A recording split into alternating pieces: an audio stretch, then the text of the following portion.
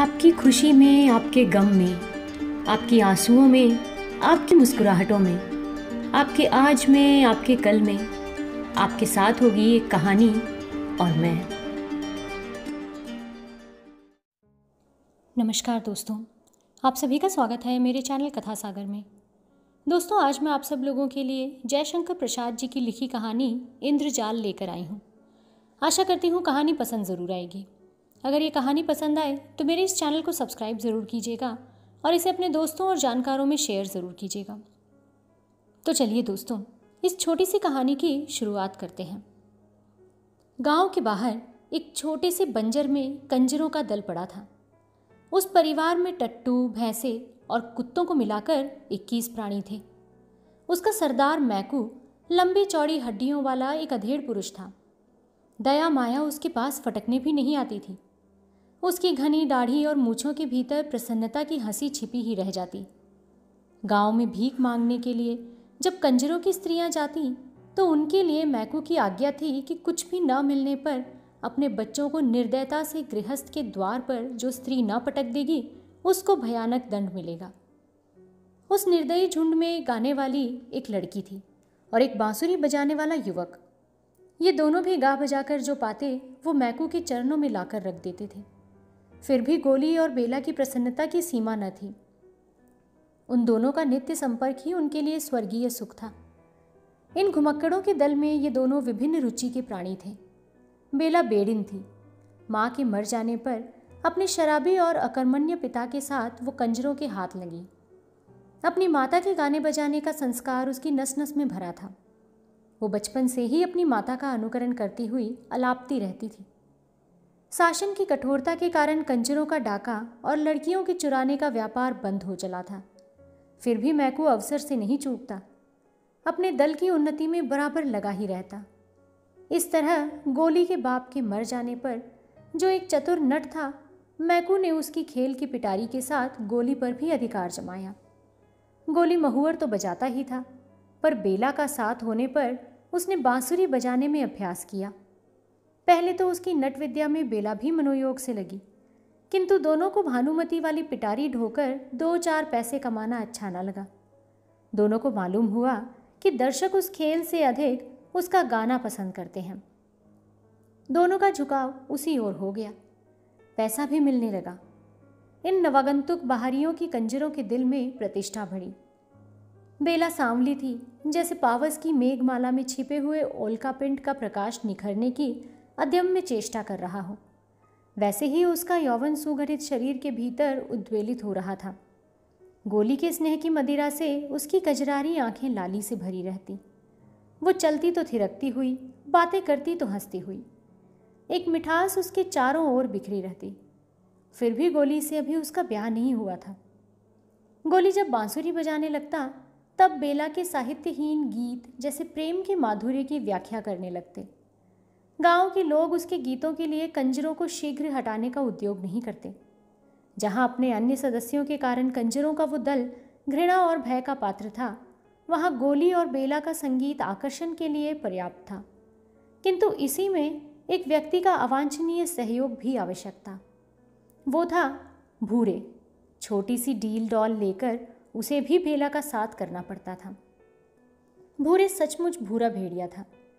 गोली अधरों से बांसुरी लगाए अर्धनिमीलित आंखों के अंतराल से बेला के मुख को देखता हुआ जब हृदय की फूंक से बांस के टुकड़े को अनुप्राणित कर देता, तब विकट घृणा से ताड़ित होकर भूरे की भयानक थाप ढोल पर जाती।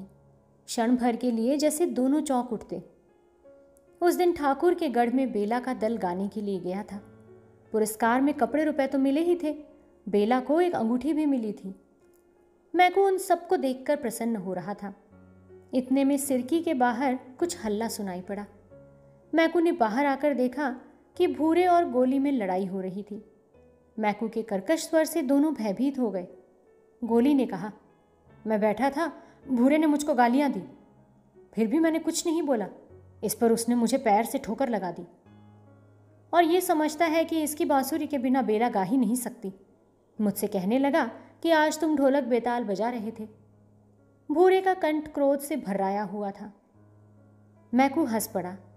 वो जानता था कि गोली युवक होने पर भी सुकुमार और अपने प्रेम की माधुरी में विभल, लजीला और निरीह था। अपने को प्रमाणित करने की चेष्टा उसमें थी ही नहीं। वो आज जो कुछ उग्र हो गया, इसका कारण है केवल भूरे की प्रतिद्वंदिता। बेला भी वहां आ गई थी। उसने घृणा से भूरे की ओर देखकर कहा, तो क्या तुम सचमुच बेताल नहीं बजा रहे थे? मैं बेताल ना बजाऊंगा तो दूसरा कौन बजाएगा? अब तो तुमको नए यार न मिले हैं। बेला, तुझको मालूम नहीं है कि तेरा बाप मुझसे तेरा ब्याह ठीक करके मरा है। इसी बात पर मैंने उसे अपना नेपाली का दोगला टट्टू दे दिया था, जिस पर अब भी तू चढ़कर चलती है। भूरे का मुंह क्रोध से भर गया था। वो और भी कुछ बकता, किंतु मैकू की डांट पड़ी। सब चुप हो गए।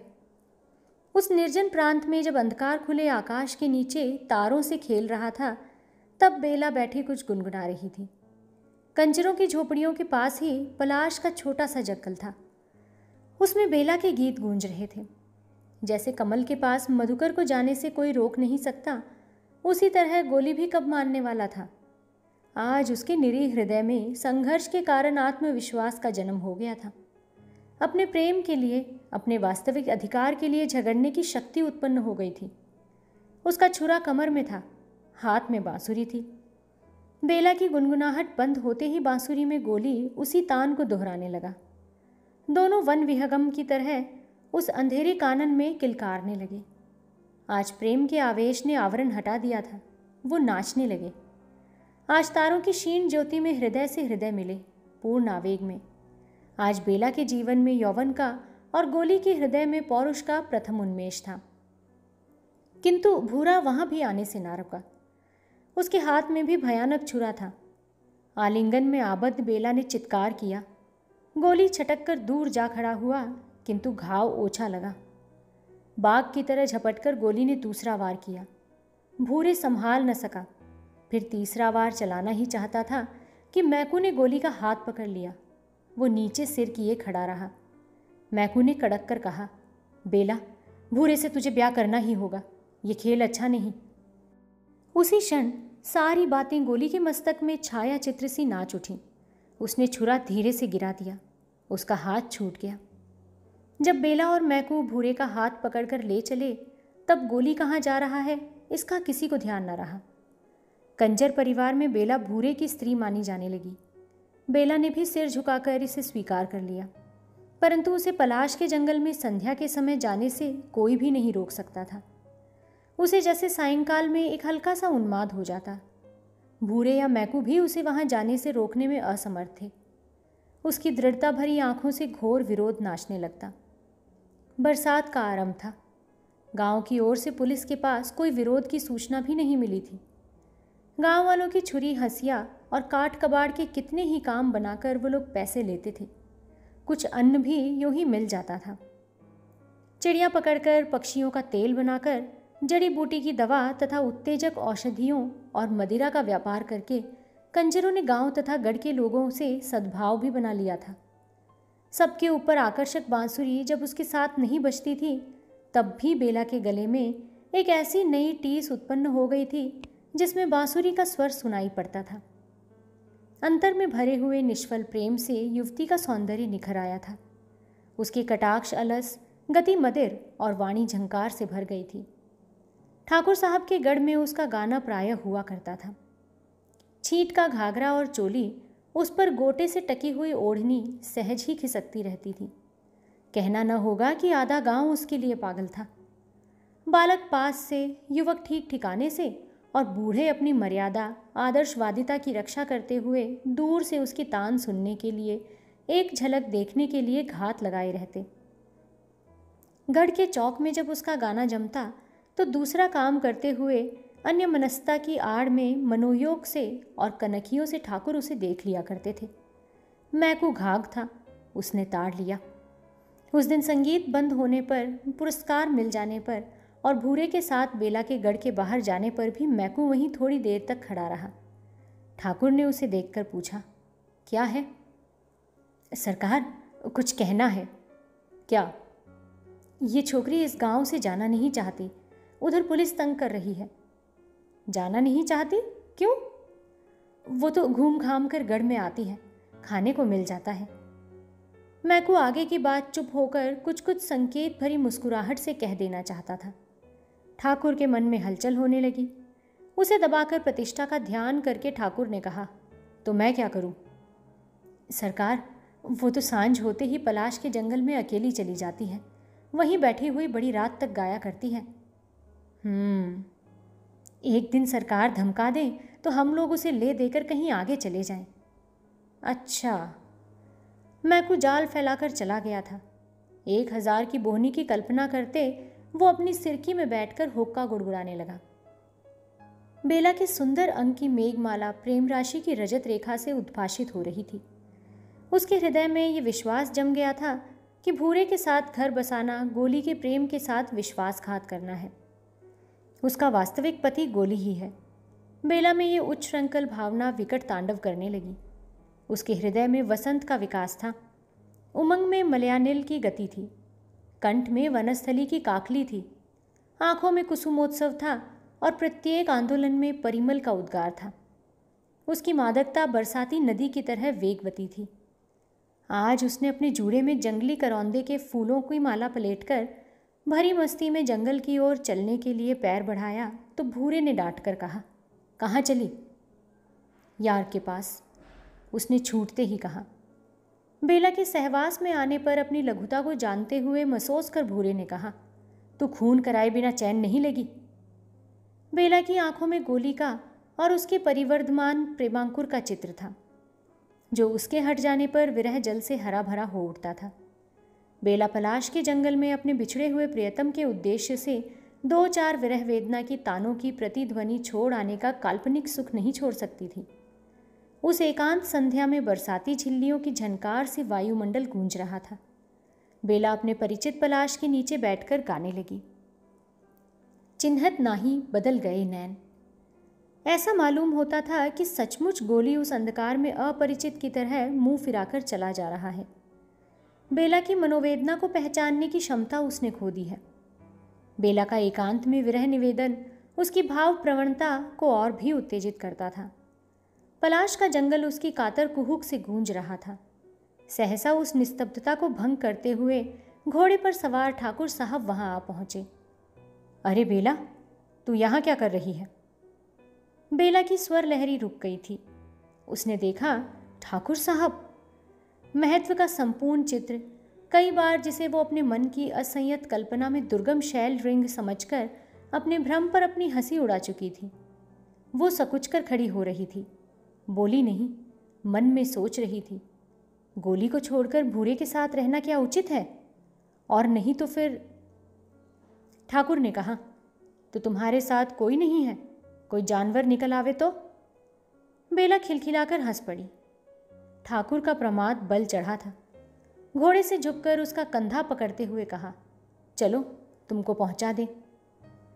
उसका शरीर कांप रहा था और ठाकुर आवेश में भर रहे थे।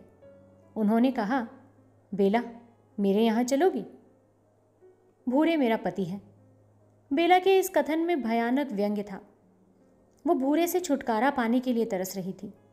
उसने धीरे से अपना सिर ठाकुर की जांघ से सटा दिया। एक क्षण के लिए दोनों चुप थे। फिर उसी समय अंधकार में 2 मूर्तियों का प्रादुर्भाव हुआ। कठोर कंठ से भूरे ने पुकारा, बेला। ठाकुर सावधान हो गए थे। उनका हाथ बगल की तलवार की मूठ पर जा पड़ा। भूरे ने कहा, जंगल में किस लिए तू आती थी ये मुझे आज मालूम हुआ। चल, तेरा खून पिए बिना ना छोड़ूंगा। ठाकुर के अपराध का आरंभ तो उसके मन में ही हो चुका था। उन्होंने अपने को छिपाने का प्रयत्न छोड़ दिया। कड़क कर बोले, खून करने के पहले अपनी भी सोच लो। तुम मुझ पर संदेह करते हो तो तुम्हारा भ्रम है। मैं तो। अब मैकू आगे आया। उसने कहा, सरकार, बेला अब कंजरों के दल में नहीं रह सकेगी। तो तुम क्या कहना चाहते हो? ठाकुर साहब अपने में आ रहे थे, फिर भी घटना चक्र से विवश थे। अब ये आपके पास रह सकती है। भूरे इसे लेकर हम लोगों के संग नहीं रह सकता। मैकू पूरा खिलाड़ी था। उसके सामने उस अंधकार में रुपए चमक रहे थे। ठाकुर को अपने अहंकार का आश्रय मिला। थोड़ा सा विवेक जो उस अंधकार में झिलमिला रहा था वो भी बुझ गया। उन्होंने कहा, तुम क्या चाहते हो? 1000। अच्छा, चलो मेरे साथ, कहकर बेला का हाथ पकड़कर ठाकुर ने घोड़े को आगे बढ़ाया।